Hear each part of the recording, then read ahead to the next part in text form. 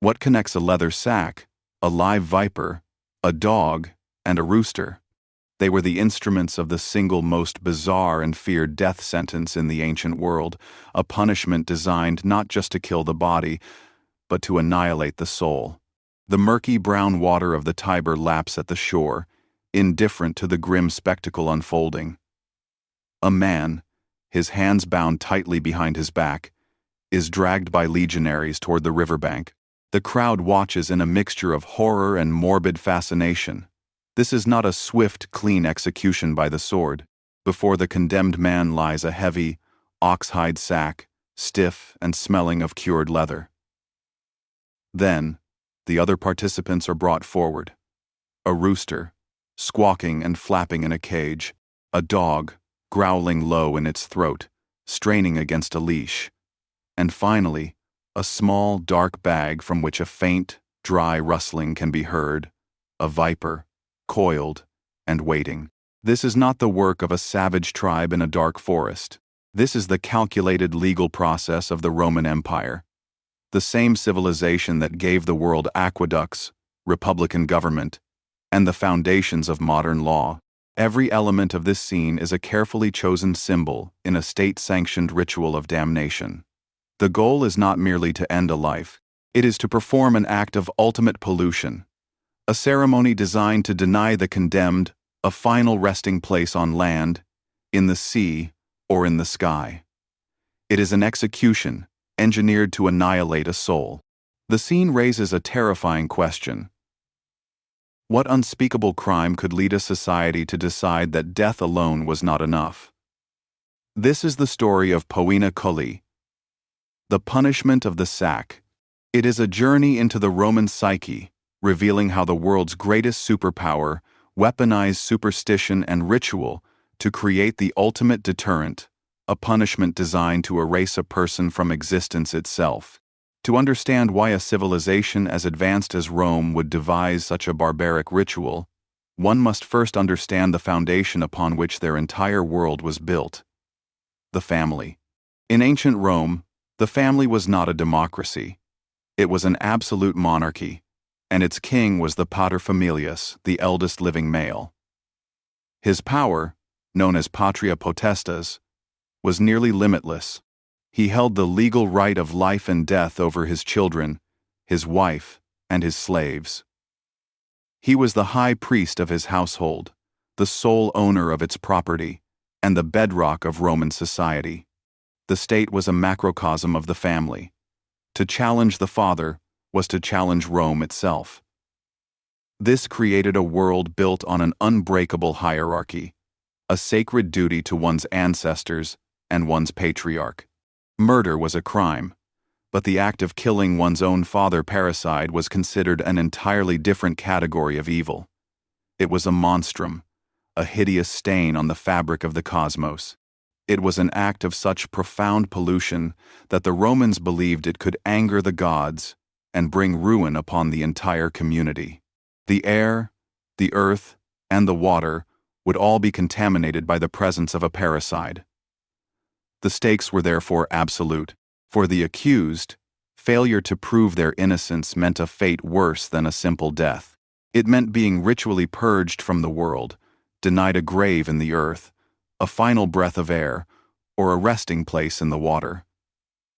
The soul would be rendered a ghost, trapped between worlds for eternity. And for the Roman state, the stakes were existential. To allow a parricide to live, or even to die a normal death, was to risk divine retribution. The punishment of the sack was not just an execution. It was a desperate act of spiritual cleansing, a brutal ceremony to protect the empire from a supernatural threat. The fuse is lit around the year 101 BC, when a man named Publius Malleolus is brought before the praetors. The charge leveled against him is the ultimate taboo, the murder of his own mother. From that moment, the gears of this terrifying legal machine begin to turn.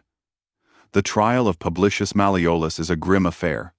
In the Roman Forum, under the gaze of stoic marble gods, arguments are made. There is no jury of his peers, only the stern judgment of the praetors. Malleolus, standing alone, professes his innocence. Perhaps there is a flicker of hope. The evidence is circumstantial, the witnesses unreliable. A skilled orator might weave a narrative of doubt, planting the idea that a son of Rome could never commit such an unnatural act. For a moment, it seems the sheer horror of the accusation might be its own undoing. Who would believe such a thing possible? But that hope is a phantom. The court is not just weighing evidence. It is performing a social duty. The charge of killing a parent is a spiritual poison, and the city must be purged. The verdict is delivered. Guilty.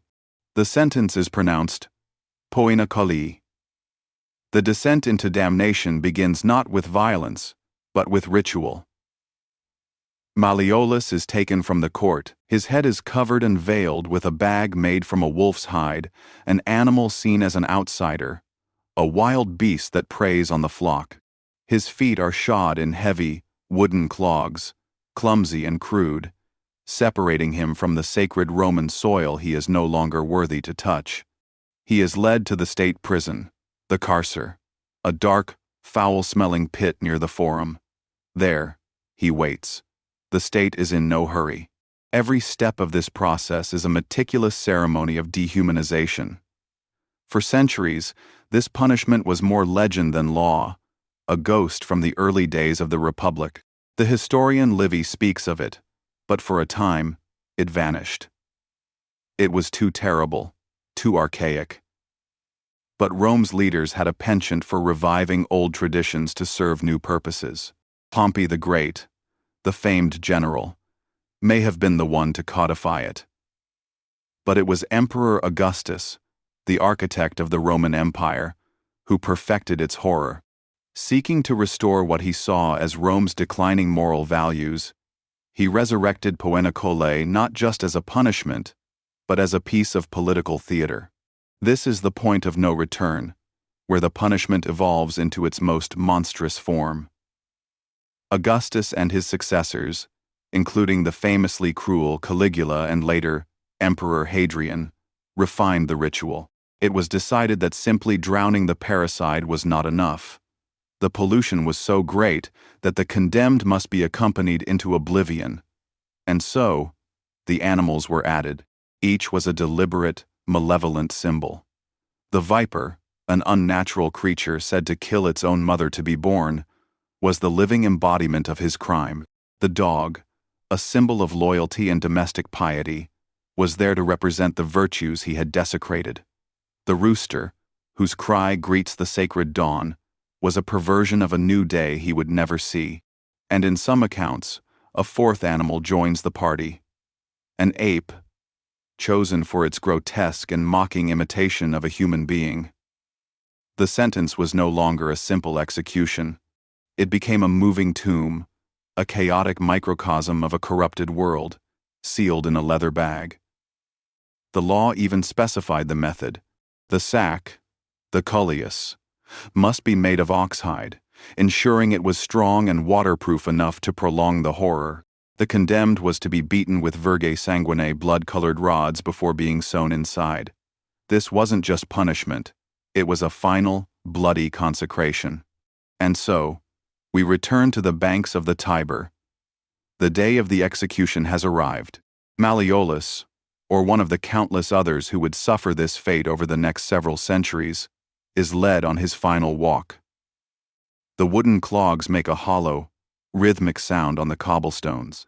The wolfskin hood blinds him, leaving only the jeers of the crowd and the smell of the river in his senses. The legionaries bring the sack. It is laid out, its mouth gaping open. The climax is a flurry of contained, frantic violence. The rooster is shoved in first, its panicked cries muffled by the leather. Then the dog, snarling and snapping, fighting its captors until it too is forced into the suffocating darkness. The viper is added last, its agitated rustling a promise of what is to come. Finally, the condemned man is hoisted and pushed headfirst into the sack with the terrified, aggressive animals. The opening is quickly sewn shut with thick, waxed cord. For a few moments, the sack writhes on the ground. It heaves and jerks. Muffled sounds of a desperate, multi-species struggle can be heard, a chaotic symphony of growls, hisses, and scratches. Then, the final act. The sack is loaded onto a cart and driven into the water, or simply carried by soldiers to the river's edge. They heave the heavy, struggling bag into the current. It splashes, then bobs on the surface for a moment. It convulses one last time. Then, slowly, it sinks beneath the brown waves of the Tiber. Bubbles rise to the surface, then stop. The crowd falls silent, watching the spot where it disappeared. The river flows on, carrying its polluted cargo out to sea, cleansing the land of a crime it could not tolerate. Rome is safe once more. As the last ripples fade on the water's surface, a profound, almost religious silence settles over the crowd. The ritual is complete. The state has not just executed a criminal, it has performed a successful exorcism. The parricide's name would be struck from family records, his property seized and consecrated to the gods. Legally and spiritually, he had never existed. The gods were appeased, the social order was reaffirmed, and the sanctity of the paterfamilias was violently reinforced. For those who witnessed the grim spectacle, the message was unambiguous. This is the fate of those who sever the most sacred bond of our civilization. The domino effect of this punishment rippled through the centuries of Roman law. What began as a rare and shocking ritual became a codified, if still dreaded, part of the imperial legal arsenal. The punishment spread with the legions, from the dusty provinces of North Africa to the misty frontiers of Germania. Emperor Constantine, the first Christian emperor, found the punishment so abhorrent that he attempted to abolish it, ordering that parricides instead be thrown to the beasts in the arena. Yet, the tradition was too deeply ingrained in the Roman psyche.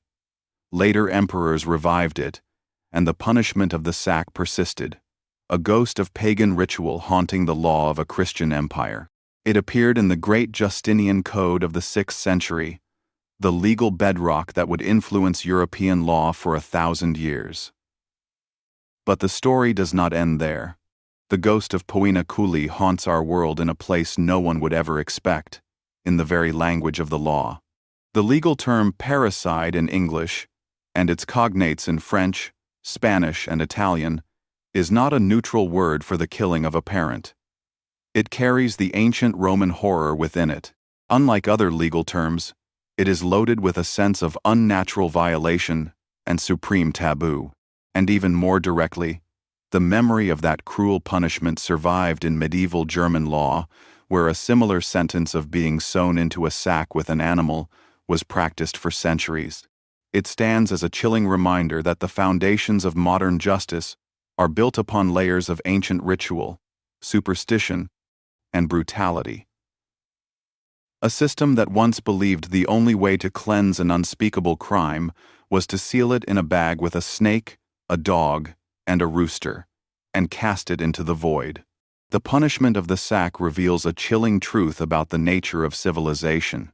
A society is defined not just by the monuments it builds, but by the monsters it fears, and the elaborate rituals it invents to destroy them. Rome gave the world the foundations of modern law, but it also perfected a punishment designed not merely to kill, but to unmake a person, to erase them from memory, land, and the afterlife. It is a stark reminder that the line between justice and ritualized savagery can be terrifyingly thin, sometimes no thicker than the wall of an oxhide sack. What is your take on this ultimate punishment? Was it a horrifying but necessary deterrent for a crime the Romans considered an existential threat? Or was it purely an instrument of state-sponsored terror? Let us know in the comments. We explore these forgotten chapters because they hold a dark mirror to our own past. If you believe history's most brutal stories must be told, subscribe to Dark History for our next investigation.